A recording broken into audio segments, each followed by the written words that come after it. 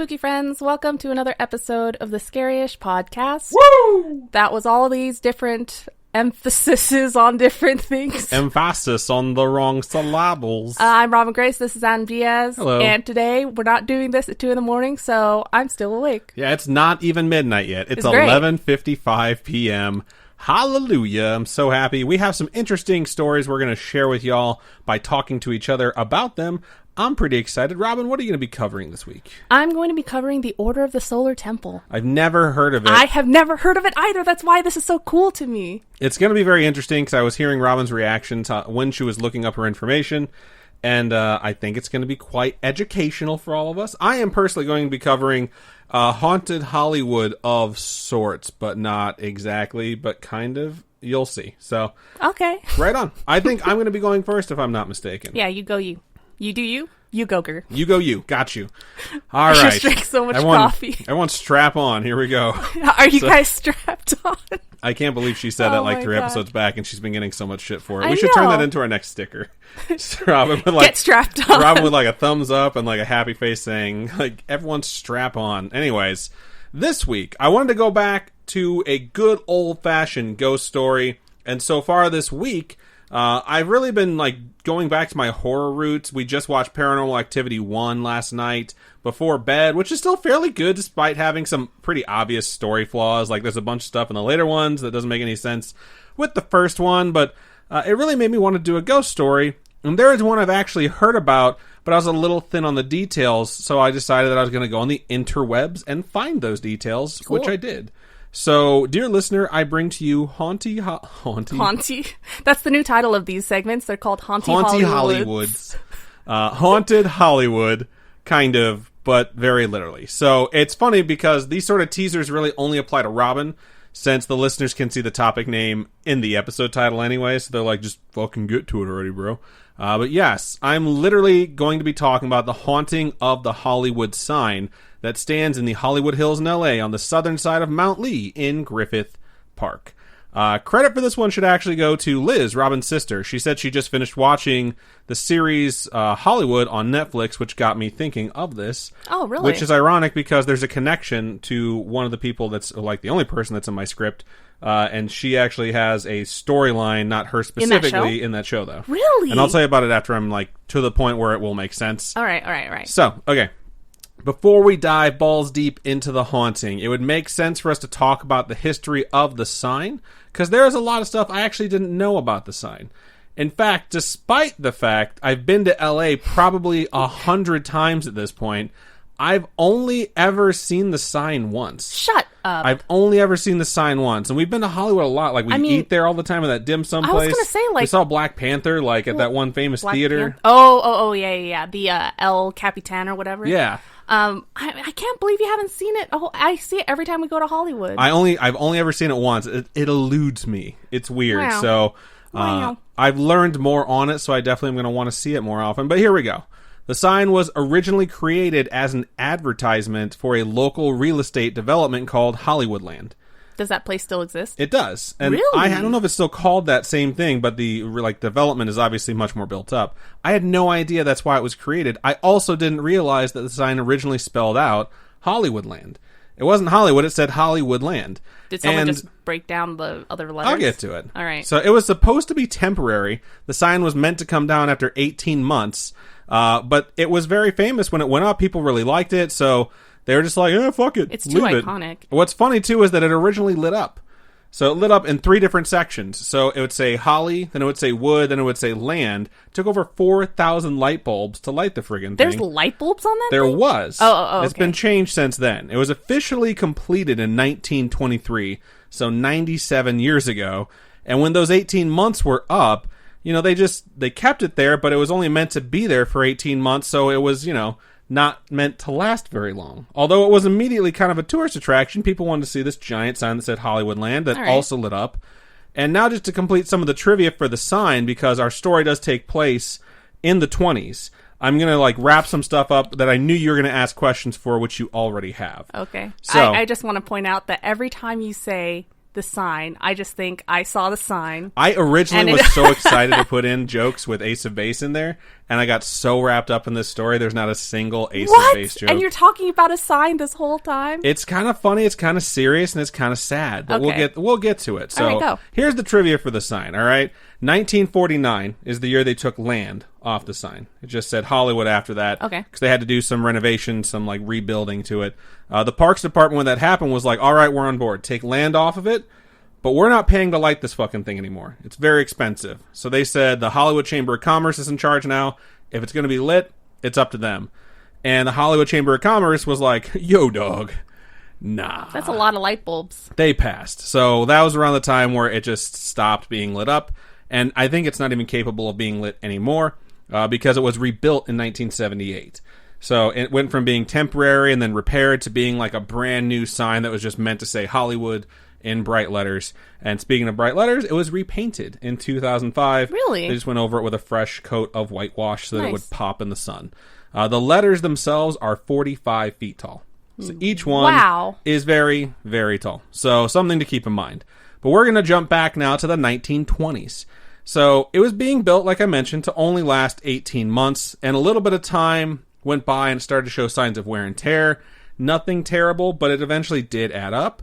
On top of that, it was literally a shining, flashing sign on a hillside that just screamed to be vandalized. And predictably, goddamn teenagers made it a pretty regular target for graffiti and vandalism, which sucks. I mean, it's up in the mountains, and I'm sure kids are just like, I want to go hiking, I want to do this thing that we are not allowed to do, go up in the middle of nowhere and just ruin stuff. Despite that, it wasn't too bad, and people were still able to actually go to the sign and view it. Nowadays, it's fenced off, but people could just walk right up to it. I'm also assuming it was teenagers that were doing these things because I'm 35 now, and I can blame teenagers for everything as far as I'm concerned. Yeah, I hope they get off my lawn. Right? Oof. Anyways, I will yeet them off my lawn, I swear. Oh, gosh. Anyways, it really didn't take long for the sign to pick up a deeper meaning to folks. So the film industry started exploding, and it showed no signs of stopping, which we know now, 100 years later, that it absolutely exploded the way everyone hoped it would. And this giant sign on the hillside really symbolized that you were in a place where your dreams could come true. That, idea of the American dream, if you work really hard, all your wildest dreams could come true. There's this giant sign that represents the place that you're in that literally is flashing to people that you're where they're making dreams, be put up on the silver screen, It's a very, very exciting time. And I should emphasize the word could in your dreams could come true because lots of people would put it out of their mind that their dreams likely won't come true. And that's still true today. There's a level of ignorance you have to provide yourself in order to chase your dream because you don't want to let fear hold you back. Right. And just about everyone ignores the stone cold fact that there are some places in the world that could absolutely crush your dream along with your will to live. I feel like Hollywood's one of those things. It absolutely is one of those places. So that said, I'm going to go ahead and issue my trigger warning now. So this story that we're about to get into does involve a real person and a real set of sad circumstances and a very tragic death. So if you're not looking for those things right now, maybe you can skip forward. But honestly, I think I handled it with care, and we do have some bright sides at the very end of the episode. So I hope you stick with it. So like I mentioned, your dreams can be crushed along with your will to live, and I put sometimes literally.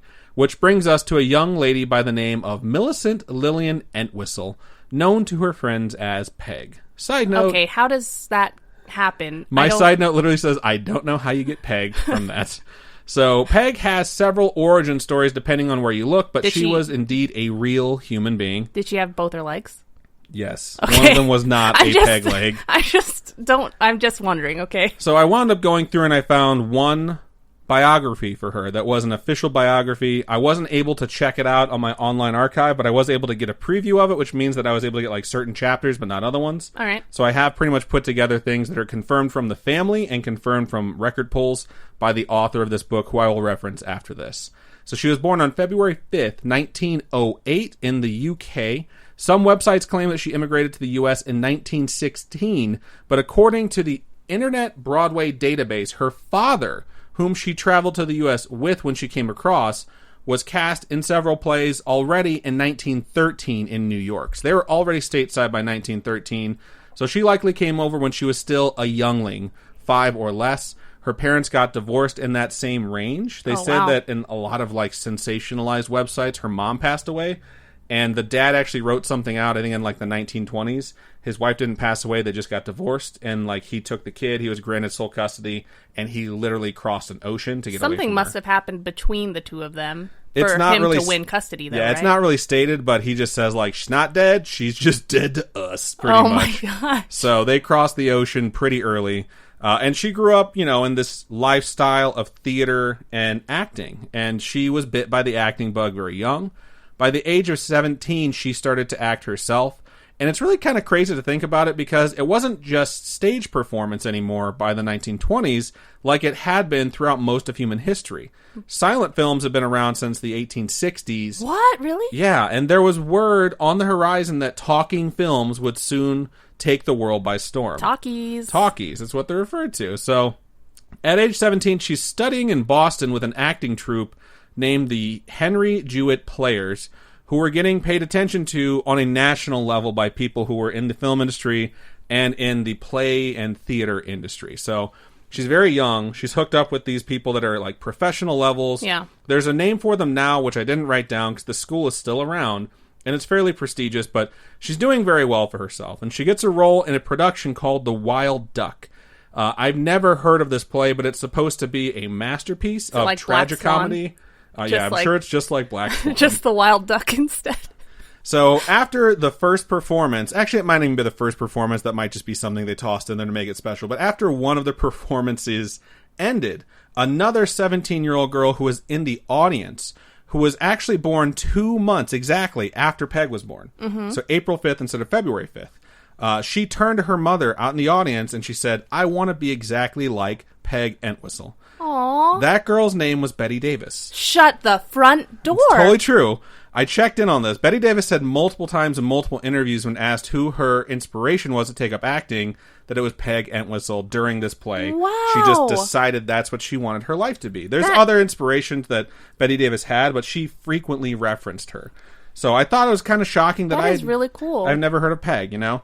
A year later, she got recruited by, and I'm talking about Peg now, a year later she got recruited by the New York Theater Guild specifically to act in more plays to make her way towards Broadway in this very young age, you know? Mm-hmm. And it's going really well. She's in more and more productions. And so a year after that, so now she's 19, she's doing really well. She marries another actor named Robert Keith. And then after marrying him, she finds out that he, one, had been married prior. Okay. Not like already married type of thing, but like he was married, he got divorced, and he never mentioned it to her. And two, he had a 6-year-old son. These two things she didn't know prior to them getting married. How long were they together before they got married? I can't tell you that for sure. So what I can tell you is how long they're together after they're married. So how long? We'll get to it. Oh, gosh. So okay. I just feel like those are two things you should probably bring up before getting married. But hey. I mean, I want to say he should have said something, but she should have, like... asked more questions, maybe? Yes. This is still a really good year for her, though, so... she is in a production that winds up getting 232 performances. It's a play known as Tommy. I don't think it's the same iteration of the play I've seen known as Tommy, which is the Pinball Wizard play, which is absolutely fucking amazing. Which is like inspired by music from The Who, which is weird because there's another person that's named after Entwistle, I think, that was like the original bassist player for Who. It's like there's like some weird connections to a bunch of different things here, so I'm not going to get too bogged down on those because her life is very fascinating, and she's only 19 at this point. 232 performances is huge. That's so much. And she's getting this worldwide recognition. Well, I should say like countrywide. I don't know how easy it was to get worldwide back in the 20s. Yeah. But she's being recognized at a very young age for her acting chops. And so the end of the year, though, she is in a play called The Uninvited Guest. And this play gets closed after 7 performances. Really? The play does not do well, does not make a lot of money. She does receive good critical reviews, which is basically like, wow, she did really good in that turd of a play. Like, people don't say kind things about the play, but they do say kind things about her, which is not, like, normal for critical reviews. So she's doing okay, but it's not the best. The next couple of years are rough on Peg, though. Aside from struggling to find steady work and have a production be successful that she's a part of, by May of 1929, she had filed for and been granted a divorce from her husband. So How they many made years it ago just was that? over 2 years. Okay. So 1929 also is not really a good year for any of you who know anything about dates in history. What's 1929? The Great Depression? Yes. My next bullet point is 1929 also saw the Great Depression hit hard. It's not shocking that between a waning career, a failed marriage, and the world falling down around you, Peg begins to suffer from depression. And She's realistically, not even 25 yet. No, I think at this point, 1929... She's 23? 22? She's 24. 24, okay. Nope, I'm wrong. Shit. She's 21. What? She's she 21 just right now. got old enough to drink? Yeah. So she's 21 right now, and things suck. And let's be real, like, when you're getting to the point where you're becoming a sentient adult and not like the, I'm 18, I can do whatever the fuck I want kind of adult, but like being introduced to the horrors of the world type of adult. At 21, though, I was still like, I'm 21, I'll do whatever the fuck I want. I'm not sure I know anyone who wasn't suffering from some form of depression when I was that age, because it's like the weight of the world is a very heavy thing, and she put it on her shoulders before she was 18, you know? Yeah. So it's not surprising that these things are weighing on her, but she's like moving forward, you know? She's still trying to get through it, and I think that's really admirable. So that's a lot to have experienced by 21. Yeah, it's significant, and you know, it's consuming is a good way to put it. So like I mentioned, 1929 was rough, but she is a dedicated person. On some lazier websites that I found, it was mentioned that she often took, quote, babe in the woods roles, which is like a naive, ignorant, innocent person. Like you have to get saved by somebody else kind of thing? Not exactly, but it's like you're just not the main person, and if you are, you're just kind of dumb or dithering. And it's just kind of a rude way to talk about her career, because I wound up looking into it, and that's totally not true. Like, she took characters that had depth, who were funny and good-hearted and attractive, because she herself was quite lovely. She was 21 years old, and they were just casting her in all these different things that they felt like would bring like a really warm presence to a role that had depth. And she actually talked to a reporter in 1929 about the roles she sought out and accepted, and she said, quote, I would rather play roles that carry conviction. Maybe it is because they are the easiest and yet the hardest things for me to do, end quote. So this isn't a person that's just looking for like, oh, whatever. I'm pretty, cast me in a like dumb pretty girl role. Not at all. And I think like because folks try and focus on the ghost story side of it, they just like rattle through the details of her life, and they're like, oh yeah, she just took a bunch of bullshit roles. And that's totally not the case here. It's kind of like, what's her name? The redhead from Easy A. Emma Stone. Yeah, how she was just like, I don't want to play those dumb characters anymore. I I'm saw dyeing this, my hair. I Fuck saw this this interview, and she moved to LA, and she was interviewing for roles and stuff like that, or screen testing or reading or whatever. Yeah. And she kept getting offered roles as cheerleaders. And she's like, I don't want to be a cheerleader. I want roles with depth. And she's naturally blonde. Yeah. And so she was like, fuck this. And she started dyeing her hair red. And she eventually got Superbad, because she was, you know, redhead and not like ditzy cheerleader chick. And it sucks that it's like you have to change yourself to like it's 2020 and people things. are absolutely still cast along like the lines of just really discriminatory, like I saw them and this is what I think they're able to play based like strictly off their appearance. Yeah. So it's like Meryl Streep was told she wasn't pretty enough to act in Hollywood multiple times. And now she's won so many awards. Right? She sneezes and an Oscar comes out. So 1932 comes around, and Peg is cast in a production called Alice Sit by the Fire. It's supposed to pay well. They're going to be giving the cast and crew a percentage of the box office take, which if it does well means they're all going to do well. And this is like super deep Great Depression times, you know? Uh-huh. So it's not a great time for anyone. Among the cast was a lady named Laurette Taylor, who was a raging alcoholic. And this drinking caused her to miss 2 nighttime performances. And for those performances, because she was not there, they actually had to cancel them. There was no understudy that could fill the role, and they had to issue refunds for people's tickets during the Great Depression. Wow. So the fallout from that is the show got canceled. And when the show got canceled, the cast and crew, they received a week's salary as payment for their time on the show. So basically, it's like you thought you were going to make a really good payday, and you wound up getting paid for 7 days worth of work. Yeah. Which absolutely sucks. So Peg was obviously crushed, but all hope was not lost. Peg landed a role in L.A. in the play The Mad Hopes, which was a limited run. It only ran for 12 days. She reached out to an uncle who happened to live in La La Land. Which is why that movie is called La La Land. Not because of Peg, no, but it's called La La Land because L.A. are the initials, correct? And her uncle told her, yeah, you can stay with me. And she stayed at, and I just started pulling all these randomly specific details. She stayed at 2428 Beechwood Canyon Drive in Hollywood, which is less than a mile in a straight line from the famous Hollywood Land sign. If you drive, it's less than 5 miles. That's crazy. The roads are very curvy. So this play was not the Broadway blockbuster like she had hoped for. She had at some point become accustomed to. But guess what happens next? She does the play, she does really well, and someone notices her. And she gets a role in a movie called 13 Women. And in this movie, she plays a character known as Hazel Cousins, who's a married woman who kills her husband and goes to prison. What? Which definitely sounds like an interesting role, right? That's it sounds a change promising from other stuff she's done, right? Yeah. So after filming was complete, they screen test the film prior to release to see what sort of feedback they get for it, and it is not positive. Oh, no. So they decide to edit the film heavily, and Peg's character went from having 14 minutes of screen time in a roughly 75-minute movie to having just over 3 minutes. Her character essentially hits the cutting room floor here. That sucks. And it had all been edited out. The studio that had picked her up and offered her this, which was RKO Pictures, also at that point decides to drop the option on her contract after editing her so heavily out of the film. So essentially she just went from being in this film that might release, that might do well, and having other prospects lined up, to the studio basically cutting her out of the film and then canceling her contract, so they're not going to work with her again in the future unless she gets like a new contract. Yeah. Which is terrible. So on September 16th, 1932, Peg winds up getting drunk to combat her depression. She tells her uncle that she's going out to meet some friends, and instead she heads to the Hollywood sign. She approaches it, and she approaches the H in particular.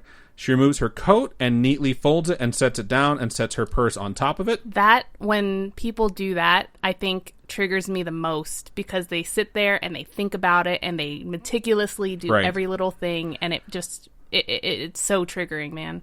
So she ascends the 45-foot tall ladder, and when she reaches the top, she dives off. She is believed to die instantly upon impact, and it's the end of her life. It's very, very sad. She was 24 years old when she died. Her body's found the next day by a hiker, and authorities wind up finding her coat and purse. Inside her purse was a note that read, quote, "I am afraid. I am a coward. I am sorry for everything. If I had done this a long time ago, it would have saved a lot of pain." Wow. And then her initials to sign up. Because she went through that divorce and all that stuff, and she's clearly blaming herself for all the things that have gone wrong in her life when it's so much not on her shoulders. Right. And it's just a really sad way for her life and her career and everything to come to an end. Yeah. And this is clearly the event I was referring to when I talked about the trigger warning.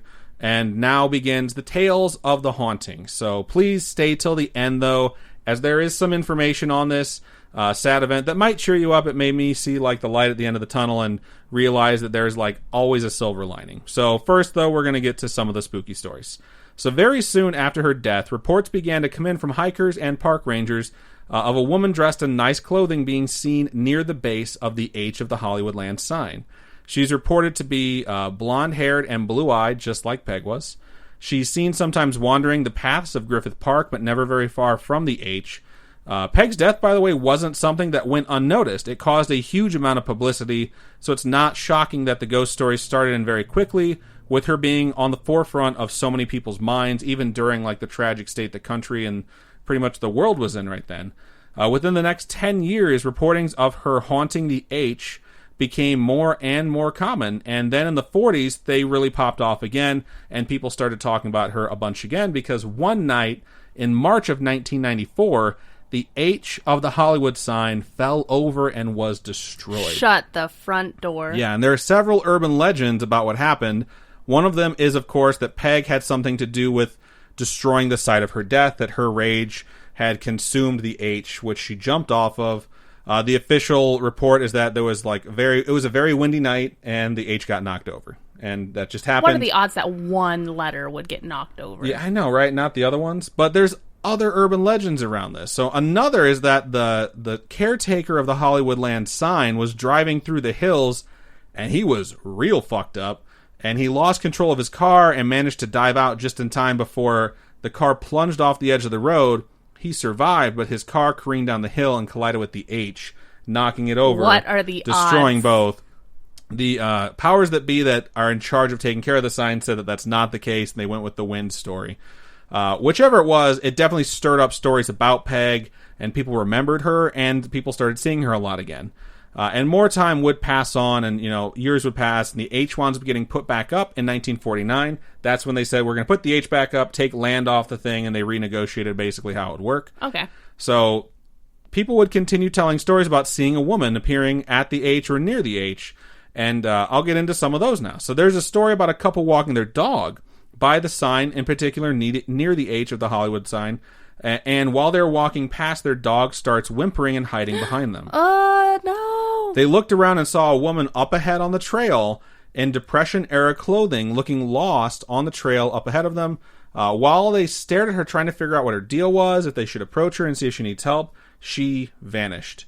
She vanished right in front of them. No freaking way. And it terrified them. So her appearance, by the way, is also said to be accompanied by a floral aroma, specifically that of gardenias, which was her favorite flower / perfume, according to whatever source you're going off of. A woman named Devin Morgan, and I couldn't find a date on this one, so I'm not exactly sure where it falls in the timeline, but a woman named Devin Morgan was hiking up the hill for exercise in that area one day and noticed a woman that looked out of place. She said, quote, "She looked very strange to me. She had a very etheric quality. Instead of walking, she almost seemed to glide. She wasn't floating. She didn't look like she was a ghost, but there was something very, very strange about her and very soft looking." So she decided to head over to investigate and see if she needed help when suddenly this woman disappeared. Not deterred by the bizarreness of her disappearance, she went to the spot she last saw her and noticed a very strong smell of gardenias. Is that how you say it? Gardenias? I call them gardenias. I don't know if they're gardenias, but to me they're gardenias. Gardenias is fine. The conditions she appears in most often is typically late at night, especially when it's foggy, which we can all agree are ghostly conditions and kind of terrifying. A park ranger at Griffith Park from the 1980s, and I'm not sure how long he was there, but he states he witnessed her appear multiple times, and he also stated that after she disappears is when the scent of gardenias can be smelled. I mentioned that the sign was a target of vandalism and graffiti back in the day. That didn't really change as time went on. It actually dilapidated so bad that it's in the 70s, it looked like it just said like Hoollywood. Like the O, the top part had collapsed. One of the O's for wood had fallen off too, and the other O had like been cut in half, so it was like HULLYW space UD. It looks awful. And that's when they're like, we got to rebuild this whole fucking thing from the ground up. So when they did that, they invested more money into the sign to make sure people wouldn't come and screw with the thing. And so it is now guarded by a fence, so you can't just walk right up to it. And in addition, nowadays it has motion lights, cameras, and sensors that activate if anyone approaches it. Wow. So multiple park rangers report that the motion sensors are tripped very frequently, reporting that someone is in the area. And when they go to investigate, even if they're on site, very frequently they don't find anyone there. And most of the time when they can't find anyone at all, and they can't find a reason that the motion sensors were tripped, they smell gardenias. Really? Yeah, so they accredit it to her. Now, here's some postscripts to note about the story. So it's not just ghost stories, but it's also about Peg. First, gardenias do grow in Southern California, so it's not beyond the realm of reasoning that folks are actually just smelling the flower, you know? Yeah. They smell it, and it's actually something that's growing there, so that totally makes sense. Secondly, even though this is new to me, this is not a new story. No. There are quite a few people that have heard about it, even if I was only aware of the ghost stories, not the person behind it. I mean, Ghost Adventures investigated the Hollywood sign. I hate them so much. It's so disrespectful that people that are so fake and they make their living off of exploiting things like this would go and investigate the sign of a tragic suicide where this woman appears very peacefully, might I add. And I don't even want to watch the episode because I'll probably vomit because I'll get so angry. But in 2014, here's some good news about what happened around the sign. So in 2014, there was a memoriam in the parking lot of Beechwood Market in Hollywood where roughly 100 people came and watched 13 women. Some acquired a copy of the movie, the only movie that she was in. Mm-hmm. They all sat in the parking lot and watched it on an outdoor screen. And all proceeds from a raffle and the food and drink sales were donated to the American Foundation for Suicide Prevention in Peg Entwistle's name. So roughly 200, oh my God, roughly like 90 years after she took her own life, This American Foundation for Suicide Prevention, which did not exist at the time, received a hefty donation in her name. And I think that's just a really wonderful thing that people decided to get together and do. Lastly, I want to point out is that a letter was received by Peg's uncle. And this is rumor, not exactly confirmed. I couldn't find it in the biography I was able to locate for because those chapters were marked out. And I was like, this book is $40. Yeah. And I cannot buy it right now. But it's stated that a letter was received by Peg's uncle, who she was staying with, at his home that was addressed to her, some say as early as 2 days after she took her own life. It was from the Hollywood Playhouse, and they were offering her a part in a play. And the postmark was said to have been marked the day before she died. So they had sent this, and it had been processed by the post office the day before she took her own life that was going to offer her her next part. And even though it was a really hard time in her life, it's like if she had just held on just a little bit longer, she would have gotten this good news in the mail. And coincidentally enough, the part that she was supposed to play was of a woman who commits suicide in the play. Wow. So it's this weird thing of like life imitating art and art imitating life. So imagine working through that emotion that you're going through and those thoughts on stage, like how incredibly powerful that would have been. And it's really sad that she wasn't alive to get that letter and channel that into another amazing performance. If you want to know more about Peg Entwistle, the biography I've been referring to that's written about her is called Peg Entwistle and the Hollywood Sign Suicide. The author worked with her family extensively to write it. He also was given letters by her family that were handwritten by Peg herself. Some to other people and some she just wrote to like get her feelings out, along with some other stuff that was included, like interviews that people had forgotten about, like that were transcribed between her and reporters about her career and characters she liked to play. He splits the book up into 3 acts, like a play. Oh, what? Which are like That's pretty her smart. childhood, her life, and then her tragic passing. Yeah. So like just looking at it, it sincerely looks like a play. And I was like, oh wow, like this is kind of a powerful way to write this. And I thought it was really cool because he very much took care of her story. This is the book that you were like, this is so expensive. I was like, this is $40. Like, I can't buy it. I will close this out with this, though. So depression is a very real thing, and it affects more people than you would ever guess. We talk about it a lot. We're very open about it here on Scaryish, and we think it's a very safe place and a safe forum for people to talk, because I think people have a stigma against talking about things that severely affect you, and I don't think it should be that way because we don't want anything terrible to happen to anyone, you know? And no matter how low you get and how alone you feel, you have to remember 2 things. One is that you're not alone. You're really not. And even if you feel that way, there are people that also feel that way, that feel the same hurt you're feeling and are supporting you, right? Even if they're doing it silently, even if you've never met them. The saying is that misery loves company, and depression does a good job of making you forget that so many other people are struggling too. And so there is company, even if it doesn't seem that way. Because let's be blunt, lots of us are pretty fucked up. Yeah. And we're all one big, happy, sad, dysfunctional family, even if we've never met or spoke or even knew each other existed. We're out there. And the second thing is that there is always someone who wants you to stick around. There sincerely is. Always. No exceptions. Even if you don't hear it or don't see it or have never even met the person yet, your life is infinitely more valuable than you can ever realize. And it means the world to someone, probably multiple someone. So stick around and just keep going. And you never know what kind of effect you'll have on people. And this is the perfect example. Like, Peg, the chapter where Peg commits suicide in this biography is called 24 Years, 7 Months, and 12 Days, which is exactly how old she was when she died. I know that. This happened in 1932. It's 2020. Yeah. It's 88 years later, and I'm a grown-ass man-child in the year 2020 who wanted to write a script about ghost stories and wound up writing more about this person's life than her death, and cried most of the time while I wrote it because it was super sad. Aww. The biography is like so powerful when you read it, and I was like, I'm not going to focus on the ghost stories in this. I'm going to focus on her life and what wound up happening and how she appears like after this, because it happened like a century ago, and I just think it's pretty cool because maybe that's why she hung around. Like, I'm very skeptical, but the fact that these hauntings, and they're called hauntings when really they're just sightings, are all like very quick. People see her, they acknowledge her existence, then she moves on very quickly, and then they smell her favorite scent. It just makes me feel like maybe she hangs around so that people that need to see her can, you know? Yeah. And so people talk about her story. And it's a way where we all like to talk about ghost stories. People don't like to talk about suicide. And with this one, you talk about both. And it brings awareness to it, and, you know, maybe that is exactly why she hung around, to keep other people going. And I just want to close out with this. If you or anyone you know is struggling, the suicide prevention hotline is 1-800-273-8255, which is 1-800-273-TALK.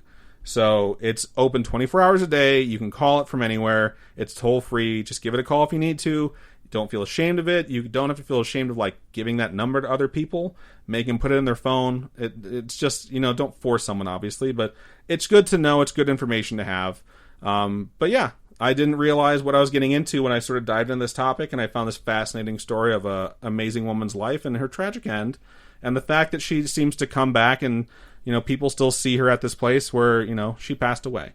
So I think that sign holds, like, more significance for me now, and I'll definitely want to look at it more often, or at least try to find it, since I can never seem to see it when we're in LA. So that, my spooky fam, is the story of Peg Entwistle, the ghost of the Hollywood sign. Well, that's really, really, really good. Thank you. I was worried, because I was like, this doesn't focus too much on ghost stories, but at the same time I was like, it has enough paranormal to it. This where isn't it called the Ghost Ghost Cast, okay? This is I know.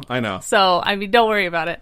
All right, so before we move on to Robin's story, we're going to take a little break so we can all just take a deep breath and then come back and learn about a crazy fucking cult. Okay. BRB. And hi, welcome to my half of the episode. I am going to be covering the Order of the Solar Temple today. This week, I'm going to revisit the topic of cults and how terrifying it is to be caught in one. I know I've covered a few in the past. I haven't done any of the real big hitters yet. Adam's done the Manson family, which was just a trek down a long, long road. Of crazy psychopaths. Yeah, that one was huge. I'm going to go international this week and be covering a French cult, the Order of the Solar Temple, or simply the Solar Temple. Okay. So the Order of the Solar Temple was started by Joseph de Mambro and Luc Jouret in 1984 in Geneva, Switzerland. Okay. Or Jouret, I don't know. I don't know the accents in Switzerland, or if they cut off the letters at the end or whatnot. Anyway, some historians do date the organization back to a Jacques Breyer establishing the Sovereign Order of the Solar Temple in 1952. So it's kind of like depends. And then in 1968, a schismatic or a separatist order renamed themselves the Renewed Order of the Solar Temple, which was led by a French right-wing political activist named Julien Origas. So it just kind of depends on, I don't know, if you're that historian who believes that side. It's gotta be difficult to figure out which one is which. It's like when it's like trying to pick a band name. It's like you just think you have the perfect name, then all of a sudden there was a band that might not even be like in existence anymore that had your exact same name a while back, and just you don't want people to get you confused with someone else. And it's like, oh damn, we had the perfect name for the cult, but someone already took it. So this iteration that I'm going to be talking about was the de Mambro and Luc Jouret one. De Mambro was born in 1924, the eldest of 3 children, and the son of a construction worker from northern Italy. He was raised Catholic and was educated in private Catholic school, where he was labeled as average, which probably ticked him off, being just an average person, right? It wasn't until the 1950s, so when he was almost 30, when he began getting into the occult things. Then there's Jouret, or Jouret, whichever it is, studied to become a doctor, but just couldn't cut it as a doctor. So he traveled the world studying spirituality and alternative medicines and homeopathic alternatives instead. So he tried to study modern medicine. Modern medicine. It didn't work out, so he decided to study alternative medicine. Yeah.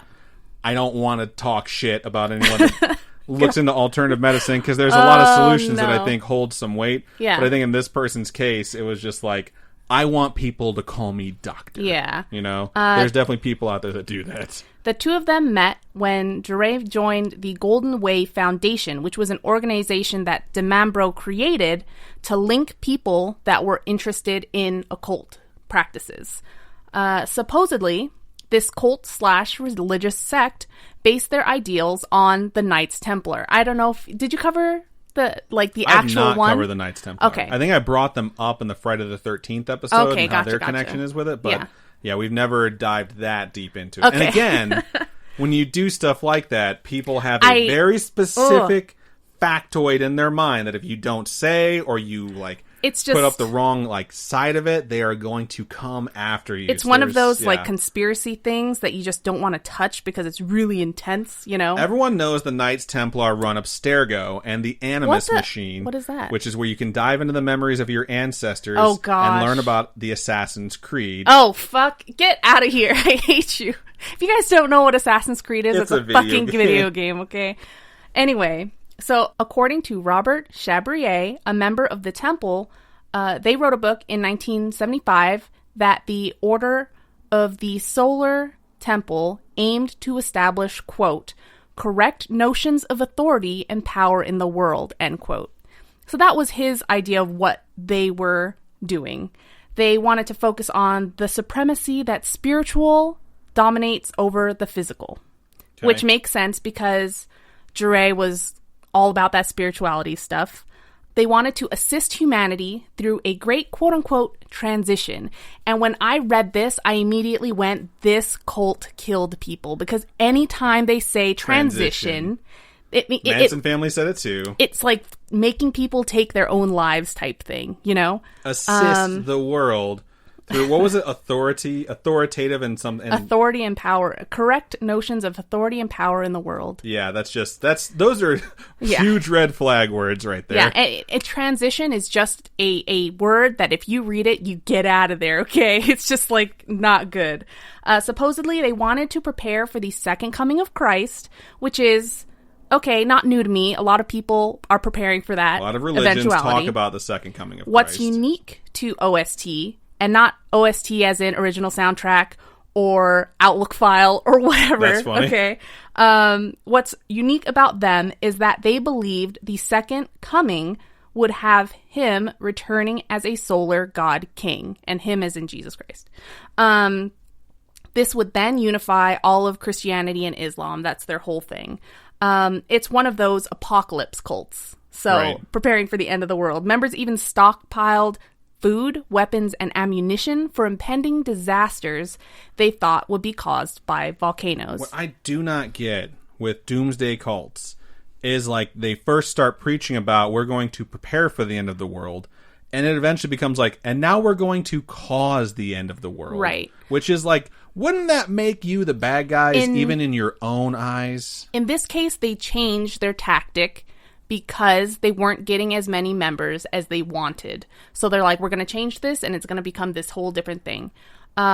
What's even more interesting about this group is they supposedly took inspiration from the teachings of Aleister Crowley. And for those that don't know, he was a British occultist who started his own religious institution called the Abbey of Thelema or Thelema. He also headed the Order of the Eastern Temple, which is an occult organization from the years 1923 to 1947. He was in a lot of different occult groups in general. And if the Order of the Solar Temple did indeed take inspiration from his teachings and beliefs, you can probably bet on them having occultist ideologies sprinkled into their own teachings, which I don't think necessarily means it's a safe space. Yeah, it's definitely not. Their organization had a type of grading system, apparently, similar to Scientology and a lot of other groups that do, you know? It's like a religious pyramid scheme. Yeah. So the central authority of it was called the Synarchy? It's funny because it'd be Synarchy or Synarchy. Yeah. It's like synergy for religions, which if you're in anarchy, but with synergy. If you're in a corporation that uses the word synergy, it's like a corporate cult, and you should probably get out of there, too. Adam hates the word synergy so Synergy much. is typically used by people who are I want to have a meeting where we sit around and talk and don't actually do anything because I don't want to do real work. I've only ever worked one place where they use the word synergy seriously, and everywhere else I've ever worked has openly mocked anyone who uses the word synergy. And I realized at the place I worked when they used synergy meetings, I was like, oh no, I've made a terrible mistake here. So these in the Central Authority were top members, and these members, their memberships were kept secret, so you wouldn't know who they were. Then the top 33 were called the Elder Brother of the Rosy Cross and were headquartered in Zurich, Switzerland. So which level do you dance around on Oprah's couch? What? Oh, ahaha, Tom Cruise, I get it. Say his name. Oh my God. Then there were the quote-unquote lodges that were run by a regional commander and then 3 elders. Kind of like cardinals and bishops, sort of, you know what I mean? Which makes sense since DiMambro was raised a Catholic. So I'm sure he put in these things like, this is how they run it. We're going to take some ideas from that. You build out what's familiar. Then there are levels that you get to, and each level has 3 grades. And the 3 grades are the Brothers of Parvis, the Knights of the Alliance, and the Brother of the Ancient Times, in ascending order. These lodges were located in different parts of the globe, including Quebec, Canada, Australia, Switzerland, France, and other countries. It's a lot of places. Yeah. These lodges would have altars where they would hold rituals, and then people had to wear costumes. So I say costumes, but they're just like these outfits that they had to do. And is it weird that as soon as you said costumes, I pictured everyone in like different Halloween costumes? You're stupid. They can all these things can be related to religions today. Like even the Catholic Church, they have their outfits that they wear. Right. They have their altars. They have their rituals like mass and stuff like that they do. When you hear it described very generally, it definitely sounds scary. But if now you're starting to sound like a cult leader though, Robin. Like you're like trying to normalize slightly bizarre behavior by saying like, well, each religion has its own. Every religion. I mean, you could think about it like every religion is its cult in and of itself. I totally understand. Like when you take things out of context, you can make lots of things sound crazy. Like we want to baptize your kid, you know. And if it's someone that's never heard of it before, it's like, can you just explain it to me without the religious part of it? It's like, we're gonna kind of drown him, but not really at all. Oh it's gonna be fine. Then you're gonna be like, okie dokie, moving on down the road. So Canadian members even started an organic farm that supposedly is still in operation today, which I think is so interesting. That's terrifying. There are member initiations that are held and ceremonies at each level of advancement. These required the purchase of expensive parts to a ceremony. So you had to buy expensive jewelry, these costumes you had to buy, various regalia, and of course the initiation payment fees. Of course. And I was telling Adam before this episode, it's very Scientology-esque because you had to pay to level up. And it's just like Call of Duty. This is horseshit. Microtransactions. I know. Okay. And then they eventually founded EA, and now it all makes sense. God, shut up! Anyway, so I just want to point out that the names for all these levels include like brother or iterations of a masculine entity. And I think that's some sexist bullshit, just so you know. But who am I to judge a cult, I guess? You know what I mean? When you start your own cult, you can name the levels whatever you want, the Robin. Sisters of blah, blah, blah. Okay, no, but I just think it's so silly that they would start this cult and everything's named after a bro. I don't want to be a bro if I join a cult, you know? It's just silly. It is. I get totally what you're saying. I'm trying to think of like other religions or even cults I've heard of that have levels like that give you names that are not gender specific, that are just like, I don't know. It's I want to be a flower. What I keep going back to is the clan I made in 8th grade for StarCraft. You're so get out of here. Anyway, so for an organization that began in my parents' lifetime, your parents' lifetime, they certainly took things to an extreme medieval-esque era. Their ceremonies had the members wear crusader-like garb. Think Joan of Arc style capes and stuff like that. And then they were made to hold a sword. And this sword was supposedly an authentic Templar artifact given to Joseph DiMambro in a previous life. That sounds legit. That's fucking stupid. Can you, at the end of this, you tell me where I can sign up, right? Yeah. Members are made to believe that DiMambro was a member of the 14th century Order of the Knights Templar in a previous life. Out of here, man. He claimed that his son was conceived through theogamy, or marriage with the gods. He claimed that his daughter was conceived through immaculate conception and was the quote-unquote cosmic child born to lead a planet that orbits the star Sirius after their deaths. So after they die, they go to this planet that orbits this star called Sirius, and that's where they're going to be after they die. And is there even a habitable planet around Sirius? Did he even do his fucking research? I don't know. This makes me so angry. DiMambro's son, Elia, did become a skeptic, though, once he found out that the so-called visions that they portrayed through the organization, apparently they would have projectors and stuff kind of fake these visions that everyone would be having. And so once his son found out that they were fake, he started speaking out against the cult. How hard would it be to just dose everyone with LSD? When they trip balls, then you tell them what they actually saw. Not giving you any ideas or anything, but that's what Manson did. He just gave everyone LSD, and they believed anything that came out of his mouth.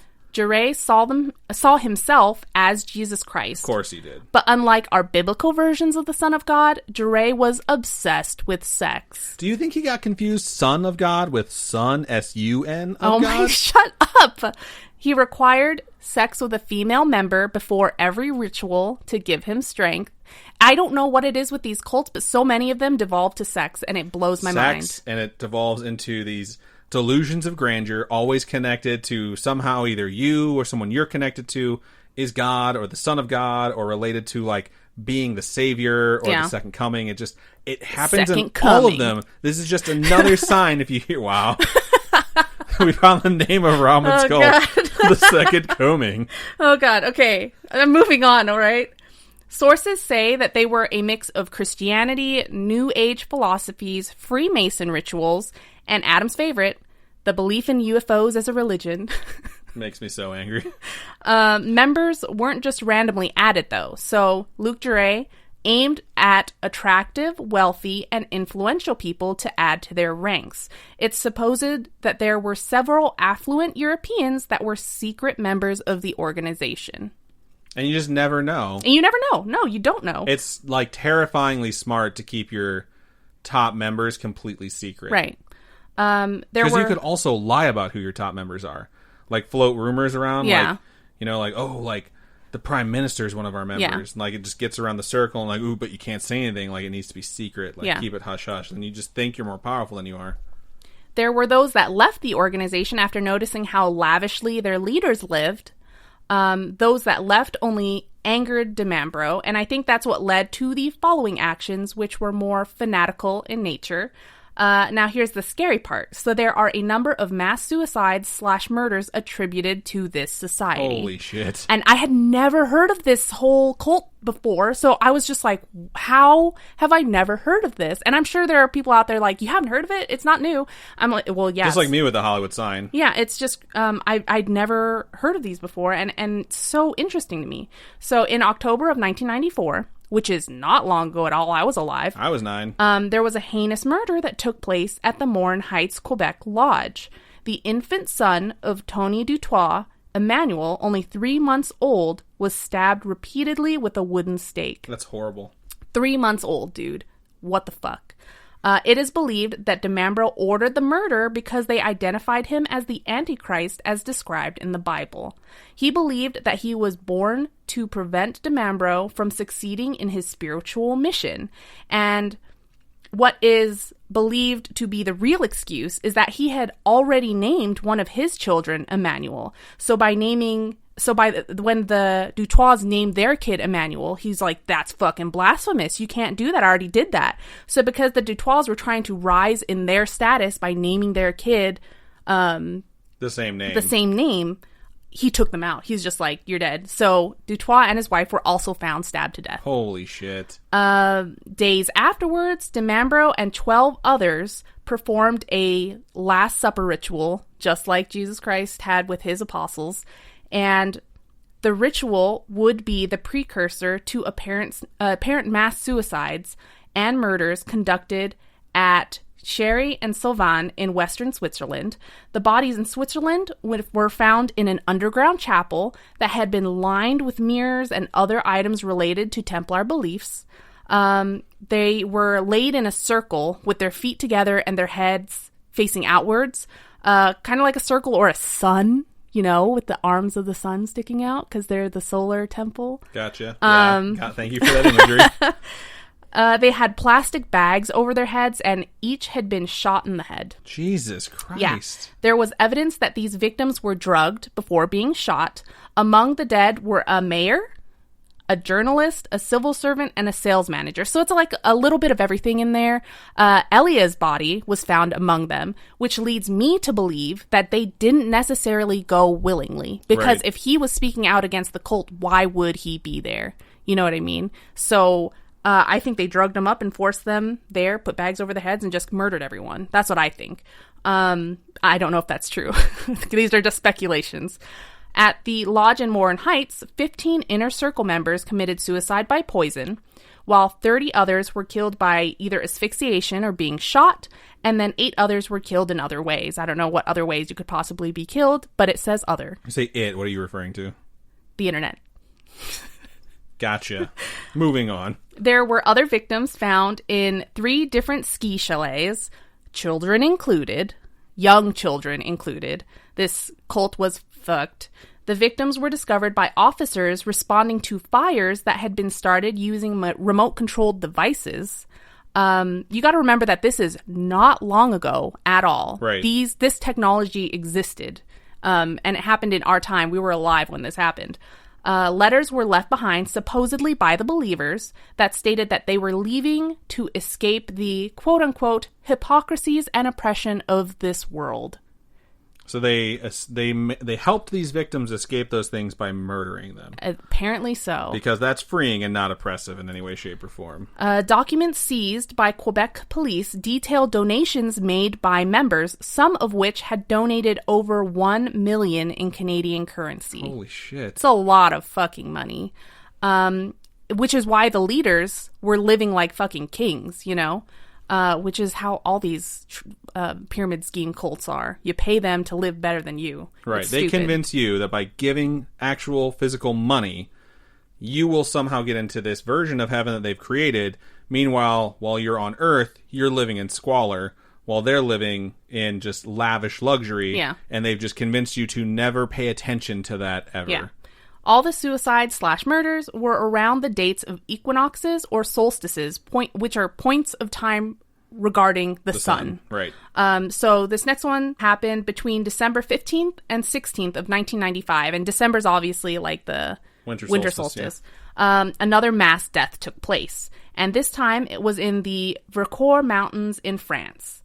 These bodies weren't found until December 23rd, a week later.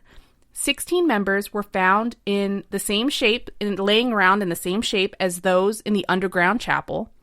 It was found that 2 members had shot the others and then shot themselves as like a sacrifice. One of those found was Olympian Edith Bonlieu, a French skier who competed in the 1956 Winter Olympics. Wow. It's crazy how many... Influential. Yes.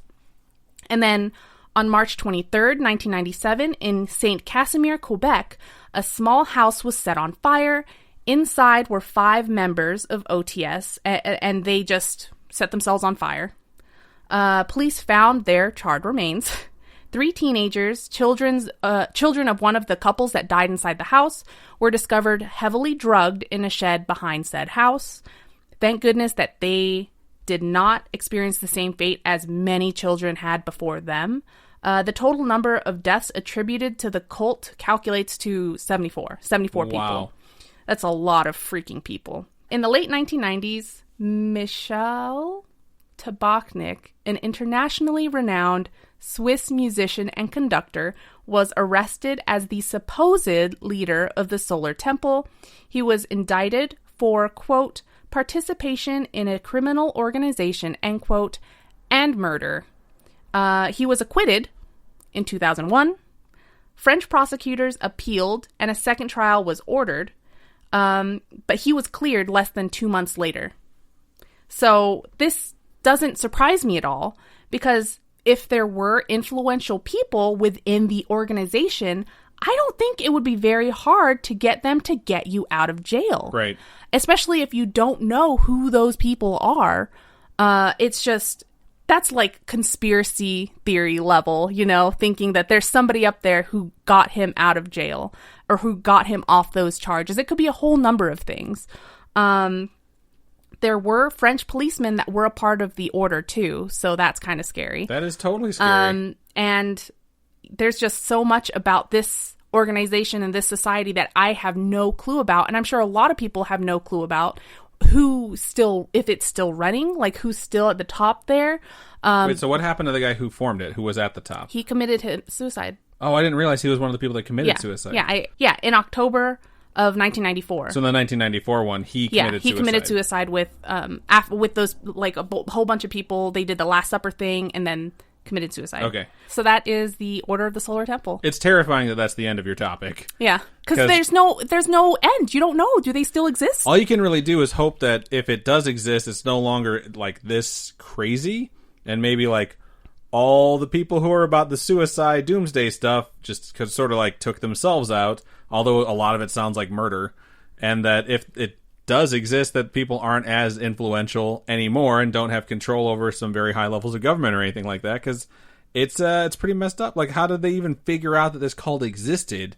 You know, it's got to be some, like, very secretive detective work where they figured it out and then accredited someone to being the leader of it before they arrested him. Yeah. And it's just, if you arrest someone, you're confident enough that they're going to be convicted, you know? You don't arrest someone on flimsy charges. Yeah, you're not going to arrest someone and think that, oh, they're going to get set free anyways, especially if it's something like this terrifying. So I saw a website too. I don't know if it's just a conspiracy website, but apparently if you search that musician's name and then the Order of the Solar Temple, nothing shows up on Google.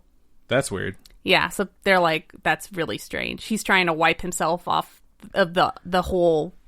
I mean, you can do it. You can totally, like, go through a bunch of different types of lawsuits if you have the money to, like, remove things from the internet. Like, there's some comedian who was apparently rich back in, like, the 90s or early 2000s who went on a racist rant during one of his sets, and I know that we've all heard about people who've done that, but he paid a bunch of money and wound up getting it completely removed from the internet. Wow. So, and then, like, after he got done doing it, Daniel Tosh brought it up on his show to remind everyone that it happened, because he was like, don't forget that this person's a racist piece of crap. So, and that was just someone who was just putting money towards getting the fact that he was a racist off the internet. Imagine having the money to take down the fact that you're a leader of a secret organization that's killed 74 people. Yeah. So, that's super terrifying. Yeah. Good stuff. Thanks. So, yeah, I think we'll all sleep well after that one. Yeah, we're going to go watch Paranormal Activity too. Fun stuff. So, yeah, I think that is the end of both the topics. We hope you enjoyed them this week. I know they're a little bit depressing and a little bit scary, but also very interesting. So, good stuff. If you have a story that you would like to send to us, it can be paranormal, creepy, supernatural, true crime, whatever. It doesn't have to be related to the exact topics we covered today, but something that you would like to share with us, please email storytime@scaryish.com or go to the website scaryish.com and click on Contact Us. Fill out that form. It comes directly to us. And you can also hit us up on any of our social medias. We have Facebook, which is facebook.com/scarishpodcast. Twitter is @scarishpod, and Instagram is @scarishpodcast. If you want to join our Discord, please do so. Just go to scarish.com. There's links to all of our social medias on the right-hand side, and there's also a banner that scrolls across the top that says, join us on Discord. Just click that, go to the link, it brings you right to it. It's just a chat room server, and we have a bunch of different channels for a bunch of different stuff. So if you are interested in that, go ahead and sign up. Robin, for folks who would like to donate to us, how can they do so? You can go to patreon.com/scaryish-podcast. There's a whole bunch of different tiers. Right now, if you join for Badge of Honor and above, I have a few of those Mothman keychains left. Can you can't see it. Adam's holding it up like you can see it. I'm hitting the microphone. But they're really cute. I really like them. And I mail those out to our Badge of Honor patrons and above. So check that out. You can also donate if you don't want to do the whole monthly thing. One-time donations go to ko-fi.com/scaryish-podcast. All your donations go to helping us upgrade our studio setup. They help us keep the podcast going. It just helps us keep making content for you guys. Indeed. So I think that's just about everything we have for episode 136. Thank you so much for listening. We appreciate you immensely. Robin, go ahead and sign us out. Keep on creeping on, and we'll talk to you guys later. Bye.